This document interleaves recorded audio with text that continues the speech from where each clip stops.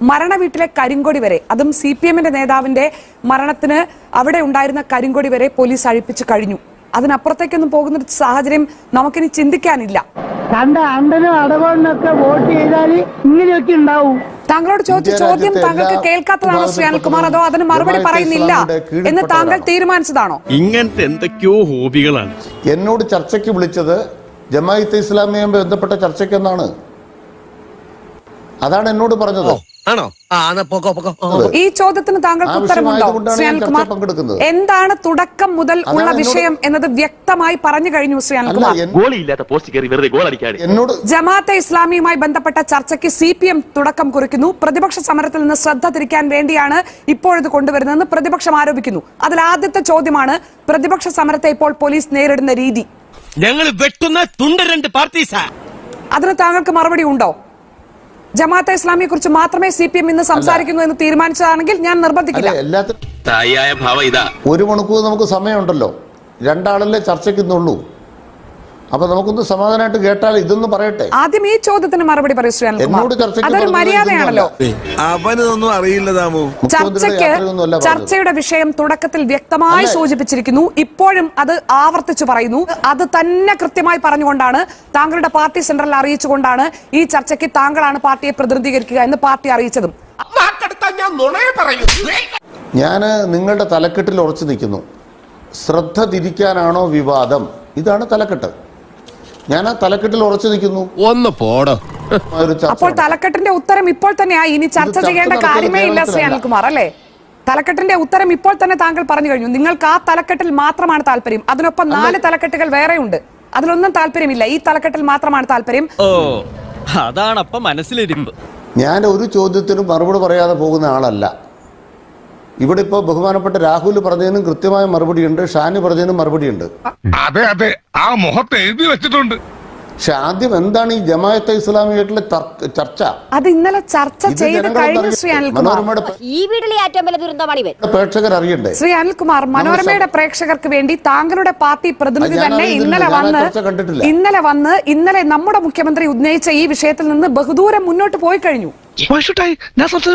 ദയവായി പ്രേക്ഷകരെ, അവർ ലോകത്ത് നടക്കുന്ന കാര്യങ്ങളൊന്നും അറിയാത്തവരാണെന്നും അവർക്കൊന്നും മനസ്സിലാകുന്നില്ലെന്നും നമ്മൾ തെറ്റിദ്ധരിക്കാൻ പാടില്ല. അവർ കാണുന്നുമുണ്ട്, അവർക്ക് മനസ്സിലാകുന്നുമുണ്ട്. അവർ ഇന്നലെയും കേട്ടതാണ്. സത്യത്തിൽ താൻ മണ്ടനാണോ അതോ മണ്ടനായിട്ട് അഭിനയിക്കുകയാണ്? ഈ ചർച്ച നടന്നത് കേരളത്തിലല്ല. കേരളത്തിലാണ് മുഖ്യമന്ത്രിക്കെതിരായ ഇവരുടെ സമരം. ആ സമരം ഇപ്പൊ തുടങ്ങിയതല്ല.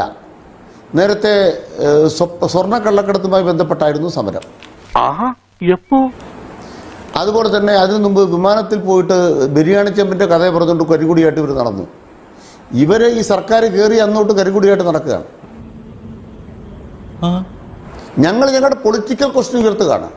ആ പൊളിറ്റിക്കൽ ക്വസ്റ്റ്യൻ ഞങ്ങൾ ഉയർത്തുന്നത് ഏതെങ്കിലും വിഷയത്തിൽ നിന്ന് ആരുടെ ശ്രദ്ധയും തിരിച്ചുവിടാനല്ല.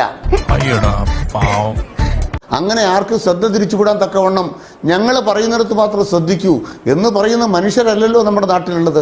അത് ഈ ചർച്ച കാണുന്ന ആളുകൾക്ക് അത് മനസ്സിലായിട്ടുണ്ടാകുമല്ലോ. ശ്രീ അനിൽകുമാർ, തീർച്ചയായും താങ്കൾ പറഞ്ഞത് വളരെ ശരിയാണ്. നിങ്ങൾ ഇപ്പോൾ കേന്ദ്രീകരിക്കുന്നത് എന്താണ്, ഇപ്പോൾ എന്താണ് ആളുകൾ ചർച്ച ചെയ്യേണ്ടതെന്നതിൽ നിങ്ങളുടെ നിലപാട് എന്താണ്? ഇത് മാത്രമേ കേൾക്കാവൂ എന്നൊരു നിലപാട് CPM-ന് ഇല്ല എന്നത് ചർച്ചയുടെ തുടക്കത്തിൽ തന്നെ പ്രേക്ഷകർക്കും വ്യക്തമായിട്ടുണ്ടാകണം. BJP കേന്ദ്രസ്ഥാനത്ത് വരികയും അവർ വളരെയേറെ മുന്നേറുകയും ചെയ്ത പശ്ചാത്തലത്തിൽ 1965 CPIM മുസ്ലിം ലീഗുമായി നീക്കുപോക്കുണ്ടാക്കി. എന്നിട്ട് എന്തായാലും വിവാദത്തിൽ നിന്നും ഈ വിഷയത്തിൽ നിന്നും വഴിതിരിച്ചു വിടാനായിട്ട് പറ്റിയ ഒരു സ്കില്ലുള്ള ആളെ തന്നെയാണ് ഇന്ന് CPM ചർച്ചയ്ക്ക് വിട്ടിട്ടുള്ളത് എന്നുള്ളതിൽ ഞാൻ ആ പ്രസ്ഥാനത്തെ പ്രത്യേകമായി അഭിനന്ദിക്കുന്നു. നന്ദി കാണിക്കുക.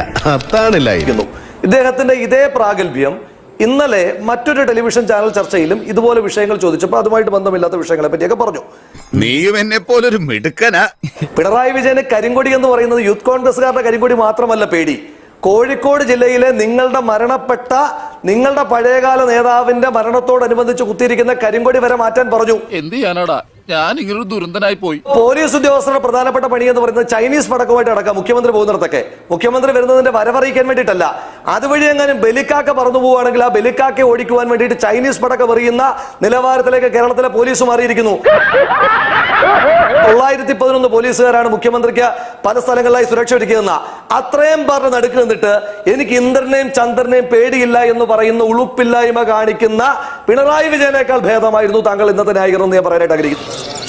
അപ്പൊ അതിനൊരു തീരുമാനമാണ്. പക്ഷേ ശ്രീ രാഹുൽ മാങ്കൂട്ടത്തിൽ എല്ലാ രാഷ്ട്രീയ നേതാക്കൾക്കും അധികാരത്തിലിരിക്കുമ്പോൾ കരിങ്കൊടിയെ ഭയമായിരുന്നു. ശ്രീ രാഹുൽ, UDF നേതാക്കൾ വ്യത്യസ്തരായിരുന്നോ? അല്ല, എല്ലാവരും കരിങ്കൊടി വന്ന് എന്നെ കാണിച്ചോളൂ, കരിങ്കൊടി കണ്ട് ഞാൻ പൊയ്ക്കോളാമെന്നായിരുന്നു UDF നേതാക്കളുടെ നിലപാട്. അതെ, ആദ്യം നീ നന്നാകാൻ നോക്ക്. അന്നത്തെ മുഖ്യമന്ത്രിയുടെ നിലപാട് കരിങ്കൊടി കാണുന്നത് അഭിമാന പ്രശ്നമായി എല്ലാ നേതാക്കളും എടുത്തിട്ടുണ്ട്. അതിൽ നിങ്ങളുടെ നേതാക്കളും ഇതേ നിലപാടുള്ളവരായിരുന്നു. അതും ശരിയാണ്.